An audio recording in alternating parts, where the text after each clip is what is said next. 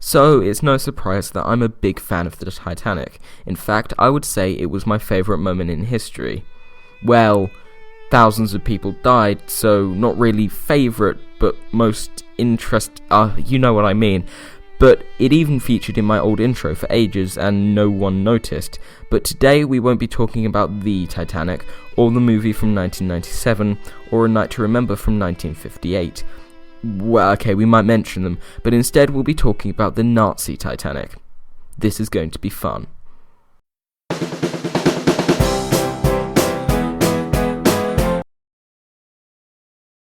So, our story starts in Nazi Germany, surprise surprise, with a man called Joseph Goebbels. He was Nazi propaganda minister and responsible for trying to sway German citizens through posters, occasional speeches, music, radio broadcasts and films into supporting Nazi views, instead of opposing views that might take power away from the Nazis or start a rebellion. Historians argue that his propaganda was a major factor as to why the Nazis rose to power so quickly, amongst other things. So during World War II, Goebbels commissioned many propaganda films to be made so they could be shown to the German people and get his/the Nazi message across. One such film, as you may have guessed, was loosely based around the sinking of the Titanic 29 years earlier. And I do say loosely for a reason. Instead of the film being as a realistic portrayal as possible, major events and characters were warped and fabricated to make a point. After all, this was a propaganda film and not a documentary. In particular, the film portrays World War II Britain and also the USA as a corrupt, greedy, capitalist society. The film takes time to blame that money-grabbing greed for the loss of life, and it also depicts heroism from traditional Aryan Germans. But the film wasn't exactly a small venture. It was a huge undertaking for the time, and was very ambitious. It was made with a huge budget which, taking into account inflation and conversion rates for the Reichsmark, the film had a budget of £100 million, or roughly $140 million. And that sounds like a lot, and it was, but it pales in comparison to the later budget of Titanic 1997, with an approximate budget today of nearly $300 million, adjusting for inflation. For that money, the Germans constructed 9 massive interior sets. A 10-metre-long model used an actual ship for the exterior shots, called the Cap Arcona, which we'll get back to later, and the entire thing was overseen and directed by Herbert Selpin. The 87-day-long shoot was, ironically for a Titanic film, a disaster. Fog delayed shooting in the Baltic Sea, soldiers were recalled from fighting to serve as extras in films, and some of which got drunk and disrupted shooting for hours on end.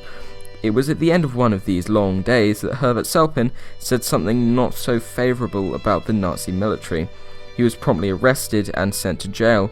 Less than 48 hours later, he was found dead in his cell, having been hung by his belt. The death was reported to be a suicide, but shortly after, rumours circulated that the Gestapo, the Nazi secret police, had him killed on the orders of Goebbels. The monstrous epic, which by now was falling apart at the seams, was soon completed. The movie was due to be premiered in Berlin, but the cinema was bombed and destroyed the day before by the Royal Air Force.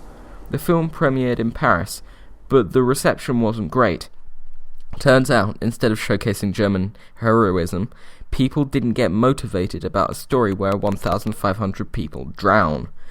Also, the film contained scenes of families being torn apart and people stuck behind locked gates clamouring for help, which resonated strongly with the citizens of occupied Europe at the time, as this was happening on a daily basis to them, thanks to the Nazis.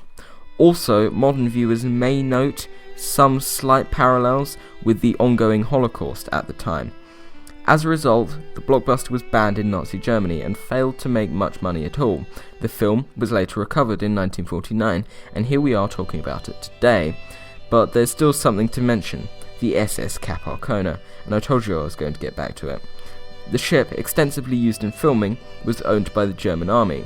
After the film, she was used for transportation of troops around the Baltic, though this didn't last as she sat in a dock for a year or two afterwards. Until early 1945. The Allies were marching in from the south and the west, the Soviets from the east, and Germany was running hugely low on supplies, as you would if you fought the biggest war in history for 6 years, and you were losing. The Germans therefore made use of whatever they could, including the SS Cap or Kona. To be more specific, the ship was used as a makeshift prison for thousands of concentration camp inmates that were moved from camps at risk of capture by Allies or Soviets. The ship was packed with 5,000 men, women and children, with another 3,500 on other ships in the nearby bay. 72 hours after the suicide of Hitler, and less than a day before VE Day, a squadron of RAF bombers bombed the Nazi fleet and was told to sink them. Which they did, very, very effectively. Out of the 5,000 people aboard the Nazi Titanic, only 350 survived.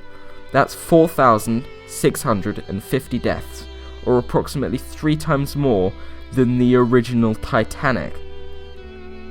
Bones continued to wash up on the beaches nearby until the 1970s.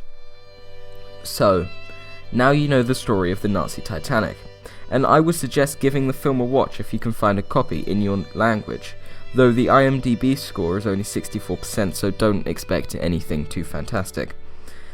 And until next time, danke fürs Hören. I'm sorry for butchering that pronunciation.